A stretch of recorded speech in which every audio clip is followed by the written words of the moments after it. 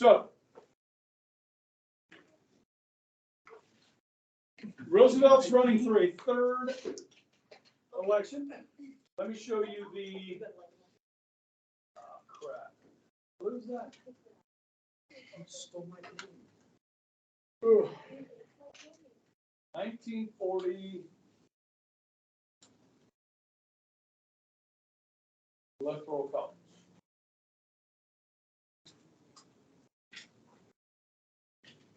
Images. There's a good image. Oh, come on. This.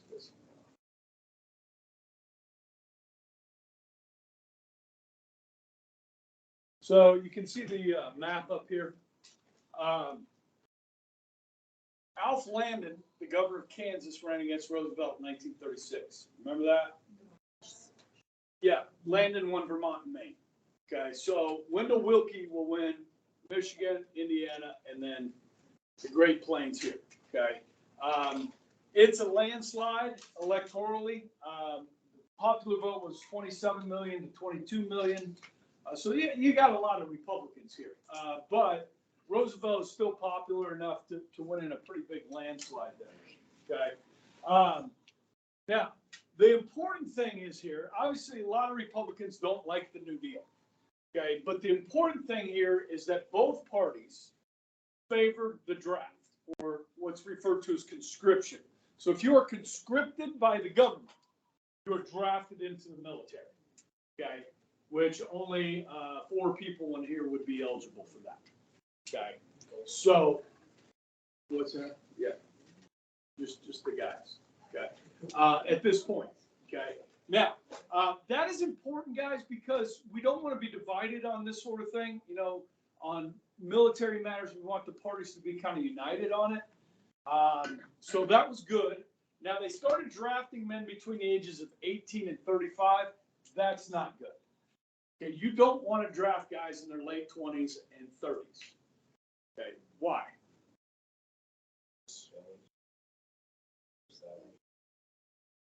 Aren't you older than 35 though? Yeah, they're out of shape. Okay. I'm actually in pretty good shape, but yeah, they got families, they run businesses, they have important roles, and they're stubborn. You know what I mean? Like somebody in there that's 28 years old is not going to want to be told what to do by a drill sergeant. You need 18, you need 19-year-olds. You need young people that you can tear down and build back up. Okay, so after a while they said, yeah, we're going to stop doing that. Okay, now this, if we have 900,000 drafted, this will help us prepare. Because guys, our army at this time is probably only about 115,000. So this will put us just over 1 million in our military. Yeah, for 2 years. Okay, and you know some of these people will make it, some of them won't. I mean, they can be kind of picky about who they let in. At this point, we're not at war. But guys, by the time it's all said and done, 12 million Americans will be in uniform.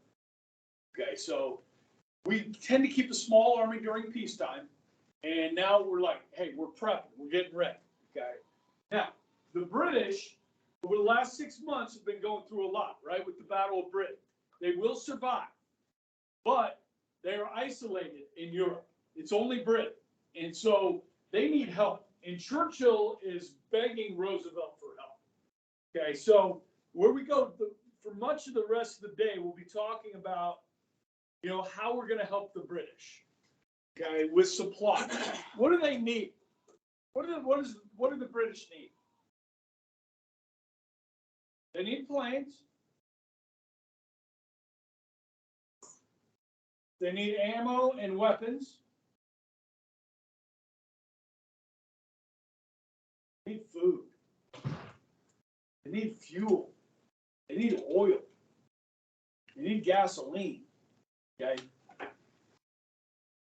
They're isolated. All right. Now, when the Battle of Britain ends, you know, by the end of the fall of 1940, Hitler's going to turn his attention to other things. Okay? So the bombs will stop dropping for a while in Britain. Okay? the Royal Air Force will be attacking Germany, okay, and German troops in France. But what Britain needs more than anything for the United States to get in the war. And we're just not ready for that. So one way to help, because we had rules about what we could give and what we couldn't give, and you know, they had to pay cash and that sort of thing. So what Roosevelt tried to do was, like, he even sold like weapons and stuff to private American businesses who would turn around and sell it to the British. That way it wasn't the US government arming the British, it was Americans arming the British. And then before long, guys, American merchant ships, cargo ships, will be transporting supplies, food, fuel, weapons to England, which meant that those American ships would come under attack by these German U-boats. Unterbooten. Unterbooten. Underwater boats, U-boats, okay? We call them submarines. Now, I don't know how much you guys remember about the history of submarines. Like, you know, we used one in the Civil War. You know the story about that one, where it sunk the Houstonic? Basically a suicide mission. They had a long, like, harpoon attached to the front of the sub with, like, an explosive keg at the end. So they would pierce the ship and it would blow up. And at the same time, the submarines would sink. And they were pedaling like this with, you know, like on a bicycle to make the submarine go.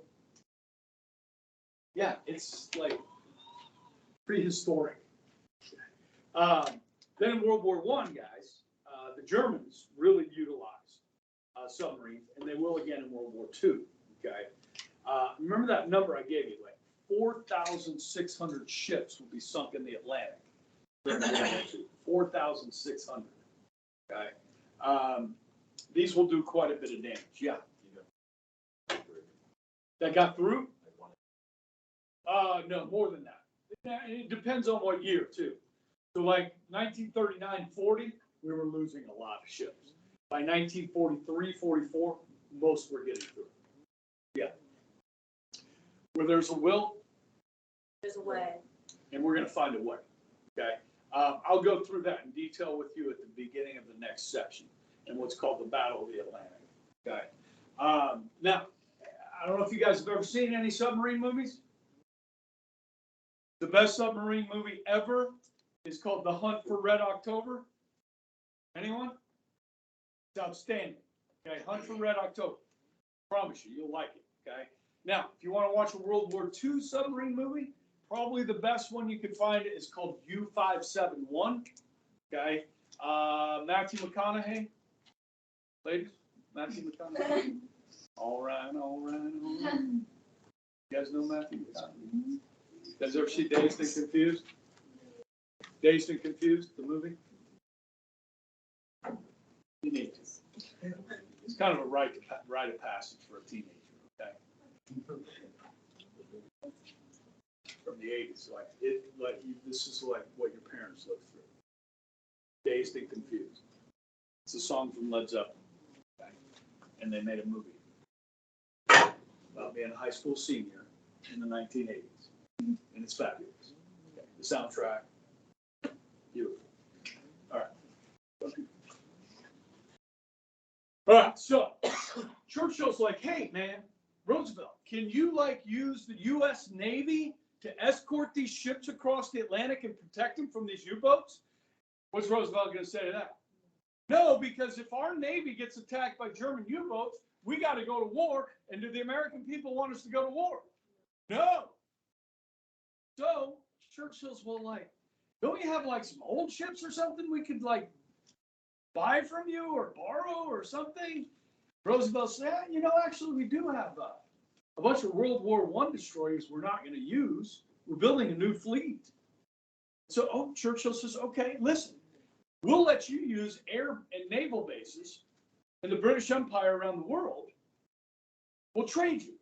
You can use our bases for 99 years. You give us 50 World War I destroyers. Deal. Called the Destroyer for Bases Deal. Okay? Now, a lot of Americans don't like this, especially like, your Lindberghs, your America First crowd. Okay? But Roosevelt realizes that, the the British are in trouble. Okay. I remember handing these out to you guys.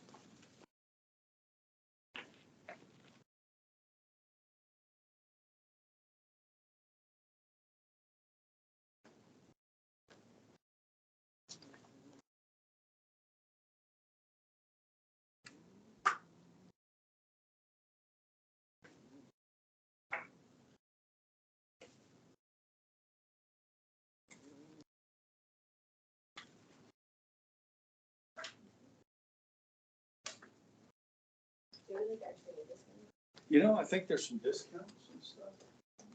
But you want to know your student number, like when you want to order transcripts and stuff.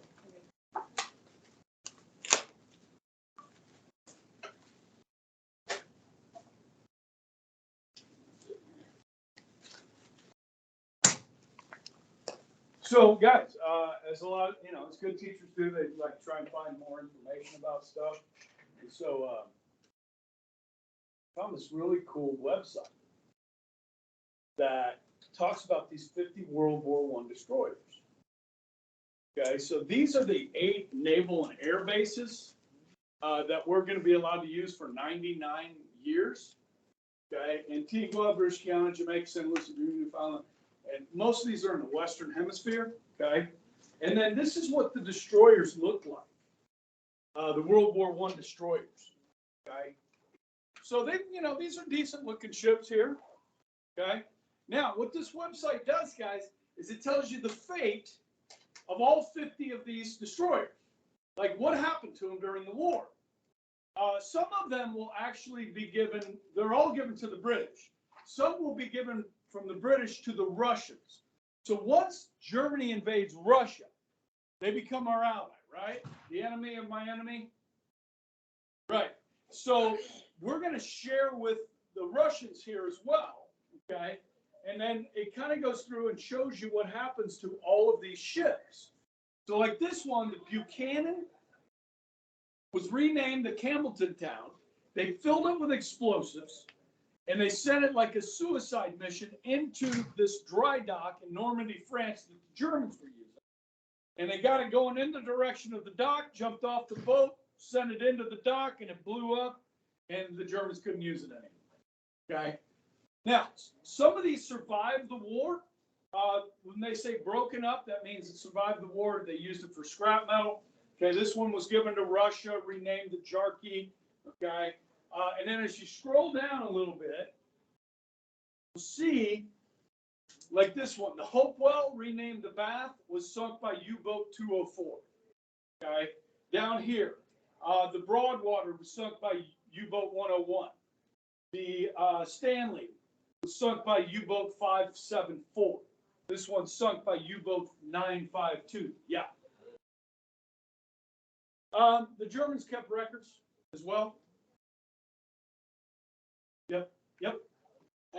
Like some of them, like one of these struck a mine, like this one here, the Rockingham struck a mine. Okay, you guys know what a mine is?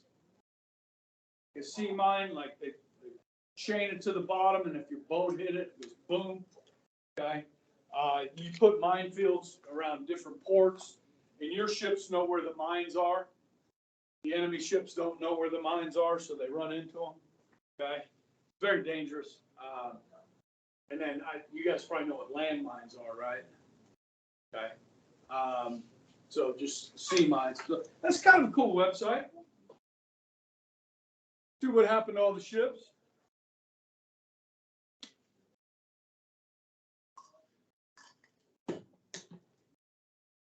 And Churchill, like, remember how Churchill had to destroy part of the French fleet because they wouldn't come with the British?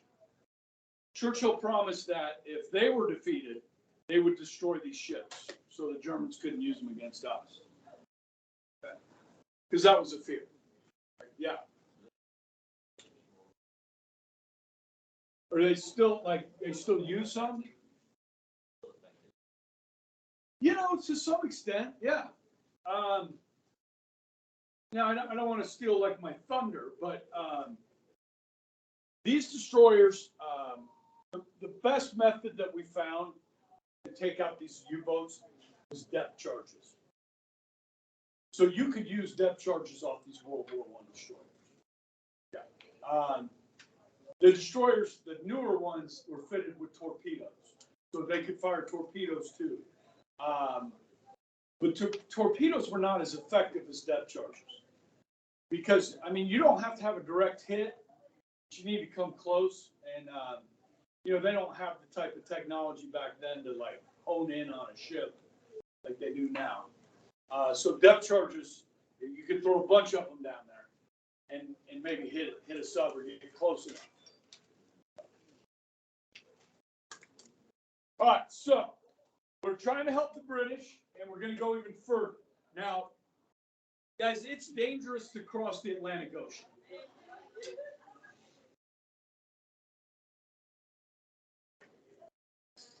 But Churchill really wants to meet with Roosevelt. Okay, so he's going to brave the Atlantic. Churchill's going to come across, the North Atlantic and sail to Newfoundland up here in Canada. And Roosevelt's going to go up and meet him. This is in mid-1941. Now, guys, nobody knows about this meeting. They don't tell the media, so the British people don't know this is happening. The American people don't know this is happening. But they're going to meet on a ship up there in Canada and discuss what's going to happen once the U.S. is in the war. Okay? That's on the next slide here. If I can get the mouse over there. Okay. Now, if you look at most history textbooks and so forth, this is something they talk a lot about. Okay, skip over a lot of the details that we talked about with neutrality acts and so forth, and just go straight to 1940 and the Lend-Lease Act. Okay. Now, this is different, obviously, than cash and carry. So remember, in World War I, we lent $9 billion worth of goods to our allies. We're going to do that again. Okay, this is Lend-Lease for later payment. Now, are we going to get paid? No. And guys, you can also extend Lend-Lease, importantly here, to both Russia and China. Okay, China is going to be our ally during World War II, as is Russia. Okay, so eventually, Lend-Lease will impact those countries as well, not just Britain, but Russia and China. Okay, now, as these American ships are going across the Atlantic, as I talked about, they will come under attack. You guys, you ever heard of the Merchant Marines? Ever heard of that? So, guys, these are cargo ships. Okay, they're carrying supplies. This is a convoy. You look at these pictures. These are convoys. So what they would do is they would take dozens of ships and they would sail across the Atlantic together. And then you would use destroyers and cruisers to patrol on the outside of the convoy, try and protect them from German U-boats. Okay? This became the most effective way to get supplies across. Now you put your most precious cargo in the middle of the convoy, where it's more difficult for the Germans to get to. Okay?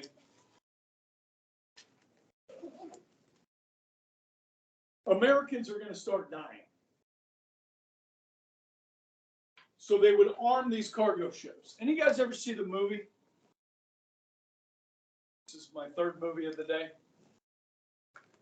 Captain Phillips. Who's the guy that plays Forrest Gump? Tom Hanks. Captain Phillips, Tom Hanks. Okay. Have you guys heard of these Somali pirates? Suez Canal up here at the Mediterranean, guys. This is one of the most important pieces of real estate on the planet. There's only two ways in and out of the Mediterranean Sea. Suez Canal is a big one. There's a lot of oil.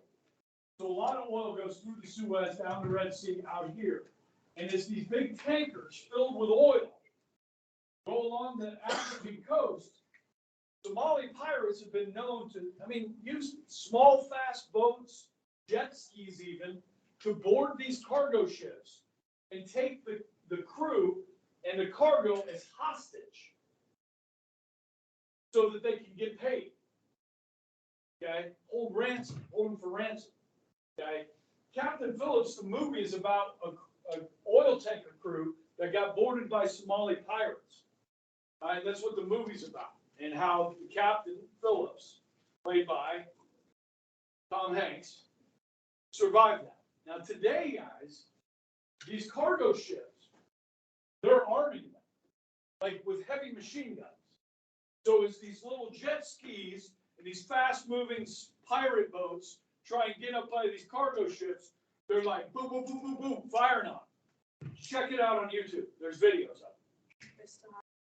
Yes. Like this is going on right now. Okay, so they're arming these ships like they did here with the merchant marines. Okay. Now, when Churchill and Roosevelt meet, and this is a picture of the secret meeting, it's called the Atlantic Charter. And what they're discussing here, you can see these generals behind them. You got British and American generals discussing, once the United States gets in the war, what will we do first? What are we going to do? How are we going to win?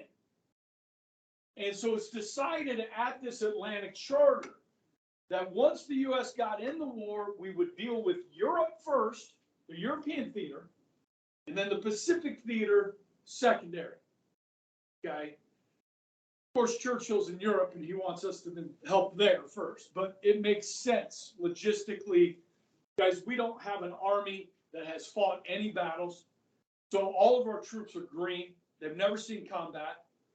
It's been 20 years since the First World War. Those soldiers are all, they've retired.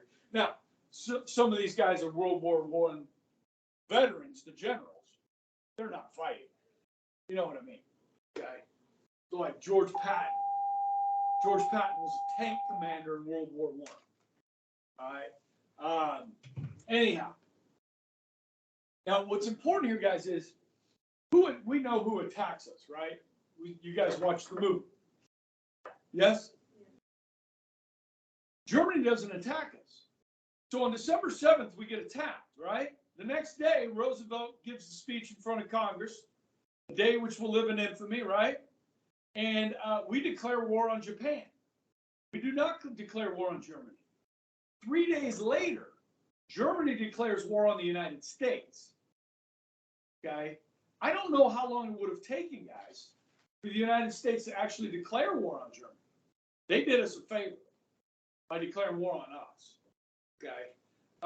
Because, again, guys, yeah, we were pissed at the Japanese. There's still a lot of people in this country that do not want to go to war with Germany. So they did us a favor. All right? And Roosevelt knows, he knows we're going to get involved. But they can't tell the American people they're doing this, that they're making these plans. The American people still don't want us to go to war. Yeah. We don't have to. Basically, once somebody declares war on you, a state of war exists. Yeah. Wait, why did Germany declare war on us? Because they were allied with the Japanese. Japanese, Italian, German Axis powers, called the Axis powers, were the allied powers, which will include Russia and China and Britain, and I guess the Free French.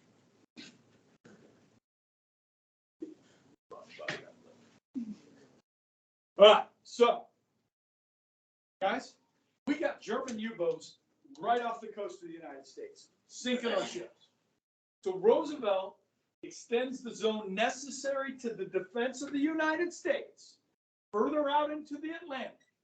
You see a German ship inside this zone, You take it out. You fire on it. We've got an undeclared war going on in the Atlantic. Okay. So you guys remember we talked about blackouts? Like in Britain, they did blackouts. I think I mentioned to you, you know, we practiced blackouts in Wichita, Kansas. I don't know if you know that during World War II.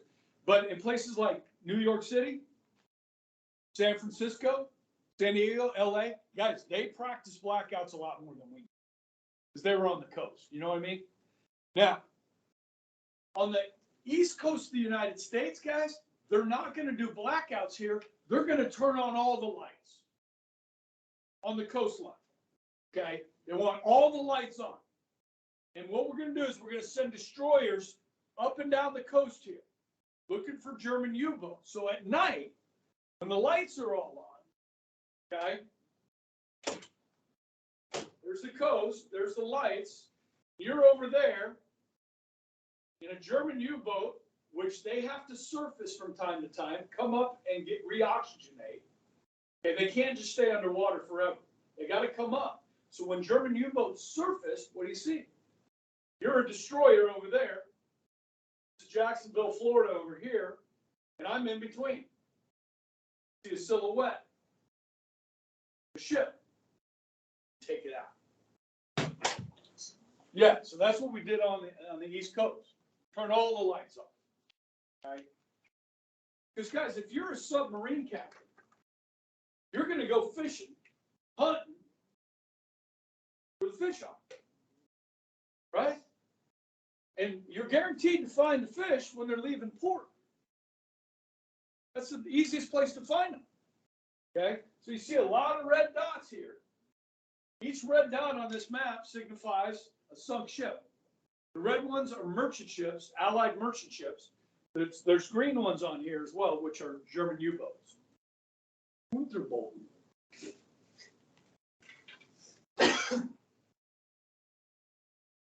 Then we do something really smart. Like if the Germans wanted to invade the United States, they would likely use Iceland and Greenland as refueling depots, or use airfields there, you know, to land planes to attack the United States. So we're going to beat them to the punch. We're going to occupy those bases in Greenland and Iceland before the Germans came. We do that in April and July of 1941. Sorry, Iceland. Sorry, Greenland. We're taking over these ports. They're like, okay. Then Congress authorizes the seizure of 92 German and Italian ships that are in our ports. We're not going to let them leave. We're not going to allow them to take supplies from the United States and use them against us. And then on June 14th, all German and Italian assets in this country are frozen, which means all bank accounts associated with those governments or businesses that are owned in those countries, they're all locked out. You're not going to be able to use that money until after the war. Okay? So companies like Volkswagen froze their accounts. I remember after 9/11, guys, when we were hit, there were a lot of Islamic charities in the United States that were raising money in the United States and sending it overseas to some questionable organizations overseas. We froze all those assets, those charities. In 1979, when the Iranians took Americans hostage from the U.S. Embassy in Tehran, we froze all Iranian assets in this country, billions of dollars of assets. Okay? So, for instance, if we ever got in a war with China, think about the number of assets that China has in the United States, which is growing every day, by the way.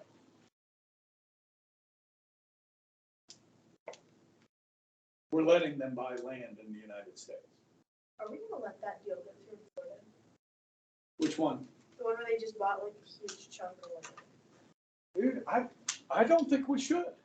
Yeah, I know. I know either. Are they letting us buy land in China?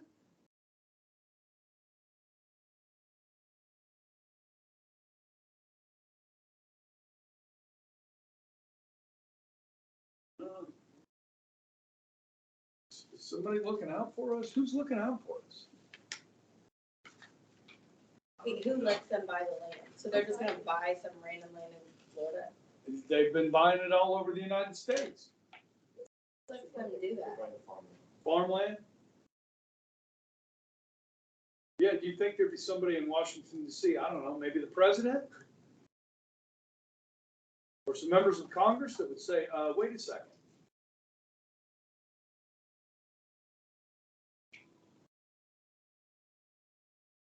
Some people care more about this, about the sovereignty of their own country. You know what I call them? You know what I call them? Traitors.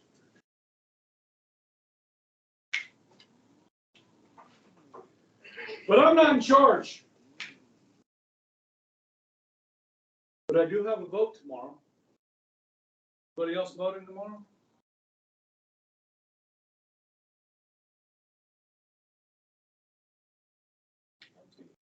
Yeah, I think a lot of these are together. Young pups. Or you forgot to register.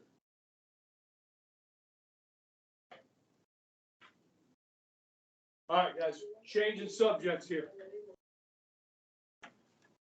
Hitler tried to take out Western Europe. He got everything but Britain, right? Now he's going to do what he said he was always going to do. Lebensraum. Living space, living room. Where? The East. Where? Russia. Hitler's always said he's going to do this. Now that time has come. All right? His western flank is not completely handled with Britain surviving, so he knows he could have a two-front war on his hand at some point. But Operation Barbarossa will begin June 22nd, 1941. Now, this will be the beginning of the end for Adolf Hitler, this invasion. Others have tried this. In fact, somebody tried about 100 years earlier, back in the 1840. Yeah, a guy named Napoleon. How'd that work out? Don't want to fight a land war in Russia.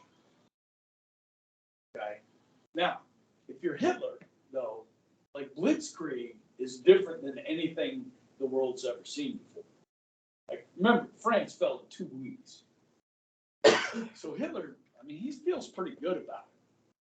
So they're going to launch. Now remember, Poland is the dividing line between the Soviet Union and Germany right now, right? Remember they split Poland? So that Operation Barbarossa will be driven from Poland into the rest of Poland and then into Russia. Okay. Now, the date is of vital importance here. What's the capital of Russia?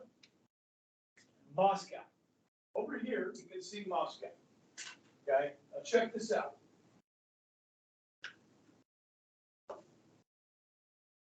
This is how far north Moscow. See that? Any of you guys been to Alaska? Okay. In June, German troops will leave Poland in summer uniform. Okay?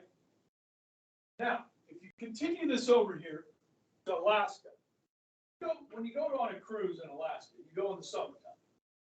Okay, you might get 60-degree weather. If you're lucky, 70. But it's going to be cool at night. Okay?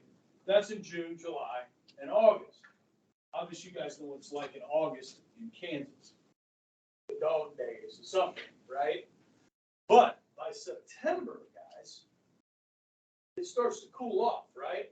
So up here in September, it starts to get cold. Then there's October. It starts to get really cold. And by November and December, guys, it's freezing. Okay? Now the Russians are used to this. Okay? So Germany, okay, is here, quite a bit further south. But you also have to take into effect the jet stream. Okay, we live in Kansas, so 97% of the days of the year The wind is either blowing out of the north or the south in Kansas. Okay, today is one of those rare days. Wind is actually blowing kind of out of the east. Okay, I was just out there watering the baseball field. Okay, and it's coming out of the east. Very rarely will the wind come out of the west. Okay, so any softball players in here? Huh? Yeah, I mean, it's pretty rare though, like, cause, I'm at the baseball field all the time, so if you're at home plate, down the left field line, it's softball field. So on spring days, when it starts to warm up, the wind's howling out of the south, we're dropping bombs on the softball field. Okay. Bombs being home runs. Okay. And then it's blowing out of the north, and I'm telling my guys, look, do not hit fly balls. They're outs. They're going to get caught. You got to hit the ground balls, line drives. Okay. So north or south, 97% of the time. Okay. We're in the jet stream here. Okay. So that's what we get right here. Okay. Right through here. So it comes like this. Okay. Russia has the same thing. They're in the jet stream right here. Okay. Now, there's one city in the United States that is not in the mountains, that is notorious for large amounts of snow every winter.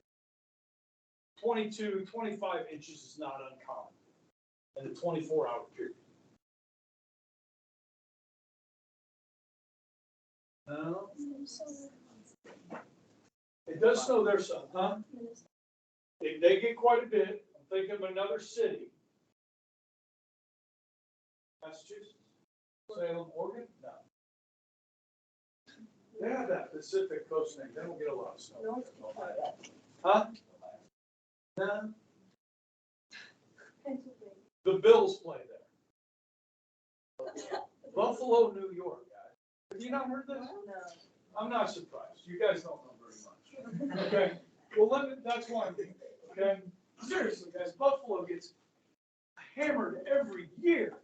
Like their snow plowing budget is like 100 times bigger than ours. Okay, because we don't get a lot. Buffalo sits right here in western New York on Lake Erie and Lake Ontario, with Lake Huron and the other Great Lakes right here.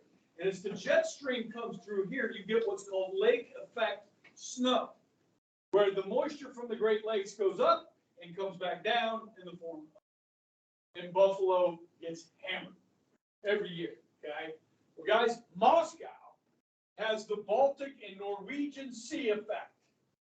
So they get all this moisture from here, and it comes down through the jet stream through here. It is freaking cold and windy and snowy, okay? It is so cold in Russia. You're supposed to say, how cold was it? How cold was it? It was so cold in Russia that the German tank treads literally froze to the ground. It could not move. It was so cold in Russia. How cold was it? That the German tank oil froze. The engine seized up. It was so cold in Russia.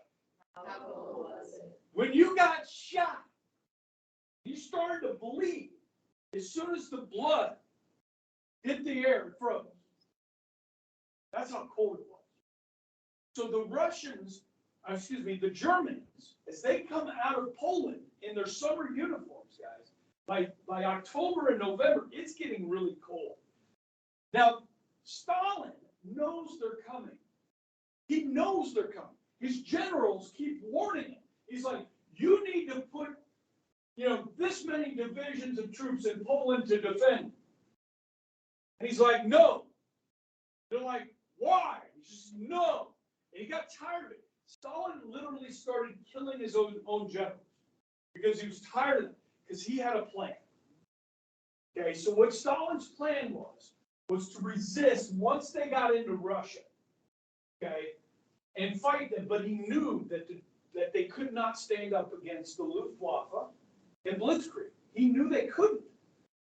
So what he's going to do is a slow withdrawal, a slow retreat He's going to use what's called the scorched earth practice. You guys heard of this? So as the Russians retreat back towards Moscow, they are going to destroy anything that the Germans can use for their troops. They will destroy crops. They will poison drinking water sources. They will destroy building structures that the Germans could use as shelter. Scorch the earth. The problem with this, guys, is that most of the Russian population lives in this part of Russia. So the civilians are going to be impacted big time here. Russians are going to lose between 20 and 25 million people in World War II. You know how many people we lose in World War II? Roughly about 400,000 total. They're going to lose 20 to 25 million. Many of them due to this scorched earth, starvation, freezing to death. People were literally digging holes in the ground, trying to find shelter, like families. It's horrible. But Stalin knows this is really the only way he can win. Okay? Remember, you have to have supply lines. So if they destroy all the supplies out here, and what is today the Ukraine and Belarus, they destroy all these, then Germany's got to try and resupply all the way from Poland, which is really difficult. Okay, so by the time winter sets in, December, the Germans are freezing to death. So it's not actually the Russian army that will halt the German advance, it will be the Russian winter. And everybody's going to stop fighting that in December. Okay, so what Stalin also did was he moved a lot of his manufacturing and industry out here past the Ural Mountains, so that it was out of the reach of the German Air Force. So they couldn't bomb their industry. So that winter, they were working 24 hours a day, building tanks, building aircraft, and so forth, drafting millions of men into the military, training them.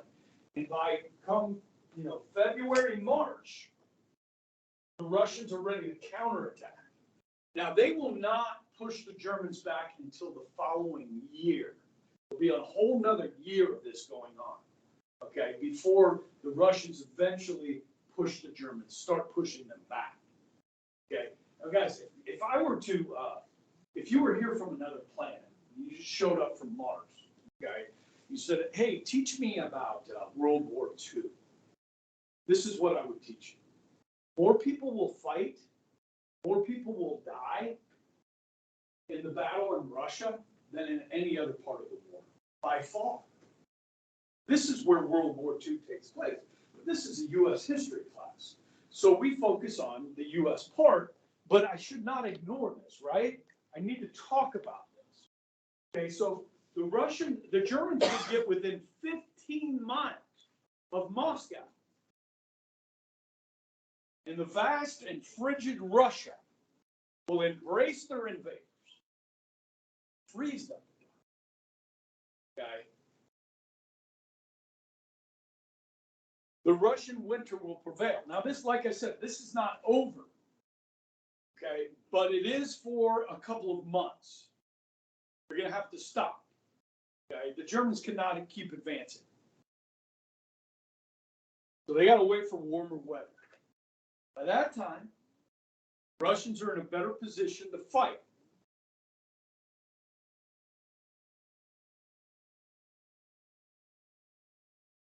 $45 we get out? Okay. I may have to put this back up for you guys tomorrow. I'll start with that because I want to keep going because I got a map on the next slide. Okay. Actually, I got some cold pictures. Cold, and then this map. Okay. So this is Operation Barbarossa. You can see they leave from half of Poland and they break out. So these pockets of red are heavy fighting. And you guys, of course, know Kyiv, right? Been in the news a lot. Okay. Now, this is how far they will get by December. And what's important to talk about here, guys, is a city on the Volga If you go further east and further south, there's a city on the Volga River called Stalingrad. Stalingrad bears the name of the leader. Think Hitler wants to take Stalingrad? Yes. Yeah. You think Stalin wants to give up Stalingrad? No. No. So the following winter, so about a year from here, okay, the Germans have pushed out here to Stalingrad. Both sides are going to put everything they have into this. Okay, this is one of the biggest battles in history, right? The Battle of Stalingrad. Now, the Germans still have air superiority. So what the Russians are going to do is let them come into the city, and they're going to hug them, hug the enemy, bring them in close, and fight them house to house, room to room, street to street. Okay? And they will take such a toll on the Germans. Now, the Germans, as they came across Romania and Bulgaria, they forced those people to fight. So a lot of the German troops are Romanian and Bulgarian at this point. And they don't have the will to fight like the Germans. Now, there's a great movie on this. Any of you guys seen it? Called The Enemy at the Gates. None of you guys have seen this? Ladies, Jude Law. If that guy does anything for you, Jude Law. Yeah. Okay. Anyhow, I watched a movie, or I read a book about 20 years ago called The War of the Rats. It's about the Battle of Stalingrad, okay? And then about 10 years later, a movie trailer came out. I'm like, dude, that sounds a lot like the book I read. Sure enough, they based this movie off this book. It's about a Russian sniper named Vasily Zaitsev, who the Russian snipers start targeting German officers. Like the only people who are shooting are officers. And this demoralizes the German army in Stalingrad. So the Germans bring in their best sniper, the guy that trains all the other snipers, to take out Vasily Zaitsev, the Russian sniper. And that's what the movie's about, okay, under the guise of this major battle. And it's based on a true story. And Zaitsev is a Russian hero, okay? It's pretty good. I'm going to show you a clip from that movie tomorrow. I'll start with that. Yeah. They shoot, huh? The Russian sniper, when you shoot with iron sights, you can see. I don't know. See that Russian sniper? Maybe, I don't know. Maybe. Oh, there's the camera. It's because the Russian government wanted to get rid of him. That's when after retired. He's trying to get out, but he got like 35 Russians trying to stop him. Oh, wow. Trying to get out. Okay. He just hid in the mountains. That's interesting. I don't know. Use iron sights to not let him see the glint Okay. off his scope.